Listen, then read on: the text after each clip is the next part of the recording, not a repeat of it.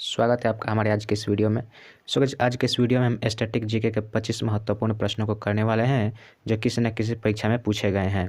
तो आज का यह वीडियो जो है बहुत ही ज़्यादा महत्वपूर्ण है अगर आपने किसी भी एग्ज़ाम का फॉर्म भरा है। तो चलिए बिना देरी के हम वीडियो को स्टार्ट करते हैं। हमारा पहला क्वेश्चन है, निम्नलिखित भवनों में से कौन फतेहपुर सीकरी में नहीं है।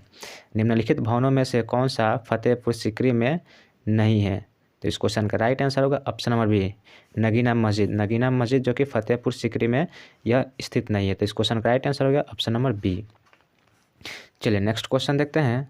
नेक्स्ट क्वेश्चन दूसरा नंबर क्वेश्चन है हमारा, जब कोई ईंट पानी में डालते हैं तो बुलबुले उठते हैं क्योंकि। आपको बताना है कि जब कोई ईंट को पानी में डालते हैं तो वह बुलबुले क्यों उठता है। तो इस क्वेश्चन का राइट आंसर होगा ऑप्शन नंबर ए, ईंट के सूक्ष्म छिद्रों में हवा होती है। ईंट के सूक्ष्म छिद्रों में हवा होती है, जब वह पानी से भरता है तो वह बुलबुला उठता है। तो इस क्वेश्चन का राइट आंसर होगा ऑप्शन नंबर ए। नेक्स्ट क्वेश्चन है हमारा, न्यूट्रॉन बम गिराने का क्या दुष्प्रभाव होता है। न्यूट्रॉन बम गिराने का क्या दुष्प्रभाव होता है आपको बताना है। यहाँ पे 4 ऑप्शन दिए हैं, इसमें से कोई एक राइट आंसर होगा। तो इस क्वेश्चन का राइट आंसर होगा ऑप्शन नंबर सी, जीव जंतुओं को नष्ट करना। न्यूट्रॉन बम गिराने से जीव जंतुएं नष्ट हो जाती है। तो इस क्वेश्चन का राइट आंसर होगा ऑप्शन नंबर सी। चलिए नेक्स्ट क्वेश्चन है हमारा 4 नंबर क्वेश्चन है, भारत में सर्वाधिक सोना किस राज्य में पाया जाता है। भारत में सर्वाधिक सोना किस राज्य में पाया जाता है। तो वह कर्नाटक में पाया जाता है। कर्नाटक के कोलार में भारत का सर्वाधिक सोना पाया जाता है। तो इस क्वेश्चन का राइट आंसर हो गया ऑप्शन नंबर सी।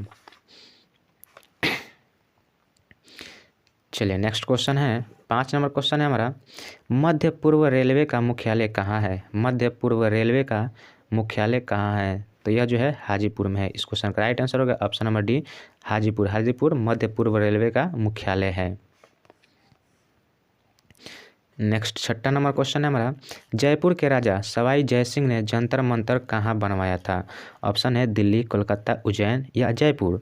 तो जयपुर के राजा सवाई सिंह ने जंतर मंतर को कहाँ बनवाए थे। तो वह कहाँ बनवाए थे, कोलकाता में बनाए थे। तो इस क्वेश्चन का राइट आंसर होगा ऑप्शन नंबर बी, कोलकाता में जंतर मंतर है। नेक्स्ट 7 नंबर क्वेश्चन है हमारा, रिएक्टर पैमाने का उपयोग किस राशि को मापने के लिए किया जाता है। आपको बताना है कि रिएक्टर पैमाना किस राशि को मापने में किया जाता है। तो यह जो है भूकंप की तीव्रता को मापने में रिएक्टर स्केल का प्रयोग किया जाता है। तो इस क्वेश्चन का राइट आंसर होगा ऑप्शन नंबर बी, भूकंप की तीव्रता मापने में।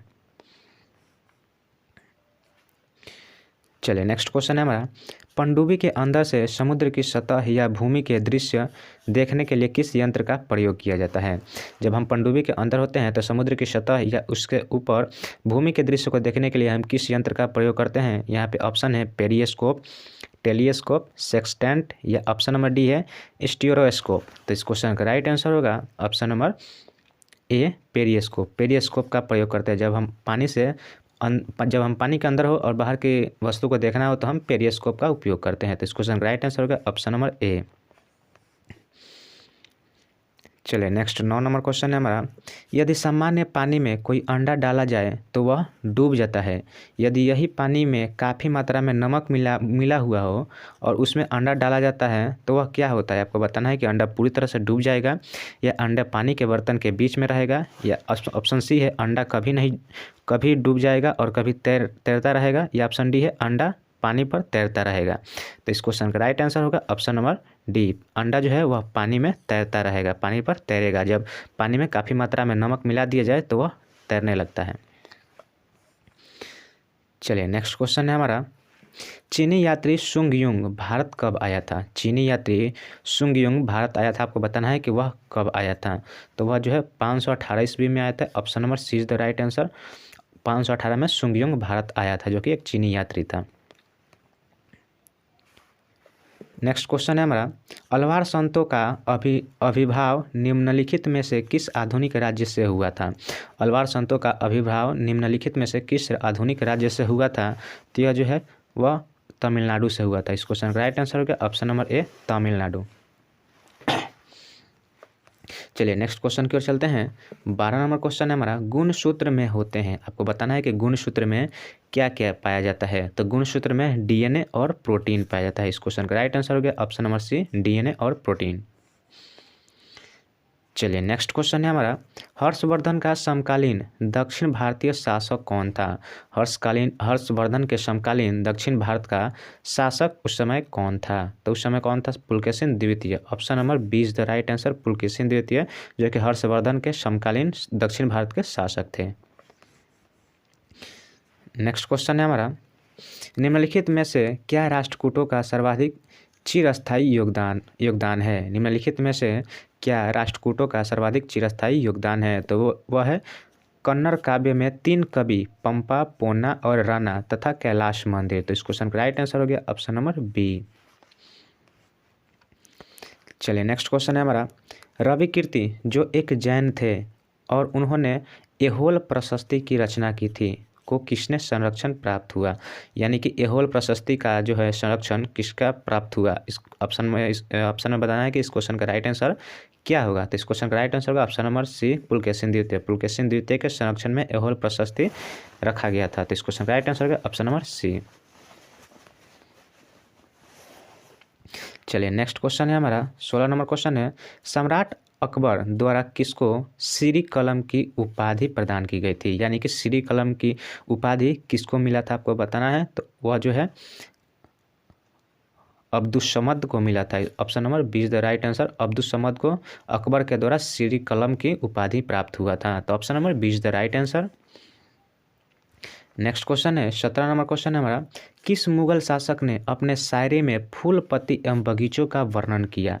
आपको बताना है कि किस मुगल शासक ने अपने शायरी में फूल पत्ती एवं बगीचों का वर्णन किया था। तो वह शासक कौन था? बाबर था। तो option number A is the right answer, Babur, जिन्होंने अपने शायरी में फूल पत्ती और बगीचों का वर्णन किए थे। नेक्स्ट क्वेश्चन है 18 नंबर क्वेश्चन है हमारा, सबसे लंबे समय तक शासन किसने किया था? सबसे लंबे समय तक शासन किसने किया था? अकबर, जहांगीर, शाहजहां या बाबर? तो इस क्वेश्चन का राइट आंसर होगा ऑप्शन नंबर ए, अकबर। सबसे अधिक समय तक मुगल काल में सबसे ज़्यादा शासन करने वाले शासक कौन थे? तो वह अकबर थे। चलिए नेक्स्ट क्वेश्चन है हमारा, समस्थानिक होते हैं किसी एक ही तत्व के परमाणु जिनका आपको बताना है कि आइसोटोप क्या होते हैं। तो इस क्वेश्चन का राइट आंसर होगा ऑप्शन नंबर बी, परमाणु भार। समस्थानिक में परमाणु भार भिन्न भिन्न होते हैं परंतु उनकी परमाणु संख्या जो है वह समान होती है। तो इस क्वेश्चन का राइट आंसर होगा ऑप्शन नंबर बी, यानी कि समस्थानिक, जिनके समस्थानिक मतलब जिनके समस्थानिक यानी जिनके परमाणु क्रमांक समान हो और परमाणु भार भिन्न भिन्न हो। और समभारी किसे कहते हैं? तो जिनका परमाणु भार समान हो और परमाणु क्रमांक भिन्न भिन्न हो। तो इस क्वेश्चन का राइट आंसर होगा ऑप्शन नंबर बी। चलिए नेक्स्ट 20 नंबर क्वेश्चन है हमारा, डायनेमो एक मशीन है जिसका काम है। डायनेमो एक मशीन है जिसका काम आपको बताना है कि डायनेमो का काम क्या है। तो वह है यांत्रिक ऊर्जा को विद्युत ऊर्जा में बदलना। Option number C is the right answer, यांत्रिक ऊर्जा को विद्युत ऊर्जा में बदलना डायनेमो का एक काम है। नेक्स्ट क्वेश्चन है, राष्ट्रीय राजमार्ग 44 के बाद भारत का सबसे लंबा राजमार्ग कौन सा है? राष्ट्रीय राजमार्ग 44 के बाद भारत का सबसे लंबा राजमार्ग कौन सा है? तो वह राजमार्ग संख्या 27 है। तो option number B is the right answer, 44 के बाद कौन सा राजमार्ग संख्या है? तो वह 27 है।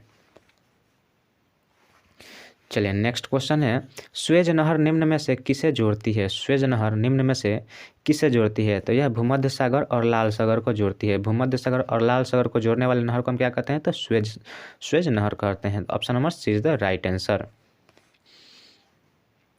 नेक्स्ट क्वेश्चन है हमारा, विश्व व्यापार संगठन यानी कि WTO का मुख्यालय कहाँ है? ऑप्शन ए है न्यूयॉर्क, या ऑप्शन बी वियना, या ऑप्शन सी वाशिंगटन, या ऑप्शन नंबर डी जेनेवा। तो इस क्वेश्चन का राइट आंसर होगा option number D Geneva. WTO का मुख्यालय कहाँ है? तो वह जेनेवा में है। नेक्स्ट क्वेश्चन है हमारा 24 नंबर, भारत में केंद्र शासित प्रदेशों की संख्या कितनी है? भारत में केंद्र शासित प्रदेशों की संख्या कितनी है? तो पहले कितना था? 7 था, लेकिन अब 8 हो गया है। तो option number B is the right answer, Bharat में कुल केंद्र शासित प्रदेशों की संख्या कितनी है? तो वह 8 है। चलिए नेक्स्ट और लास्ट क्वेश्चन है हमारा, भारत की सबसे लंबी नदी कौन सी है? तो भारत की जो सबसे लंबी नदी है वह कौन सी नदी है? तो वह गंगा नदी है। भारत की सबसे लंबी नदी गंगा नदी है। तो option number A is the right answer, Ganga नदी भारत की सबसे बड़ी नदी है। तो आज के लिए बस इतना ही। उम्मीद करते हैं वीडियो आपको अच्छी लगी हो। अगर आपको वीडियो अच्छी लगी हो तो हमारे इस वीडियो को लाइक कीजिएगा और हमारे चैनल पर पहली बार आए हैं तो हमारे चैनल को सब्सक्राइब जरूर कीजिएगा।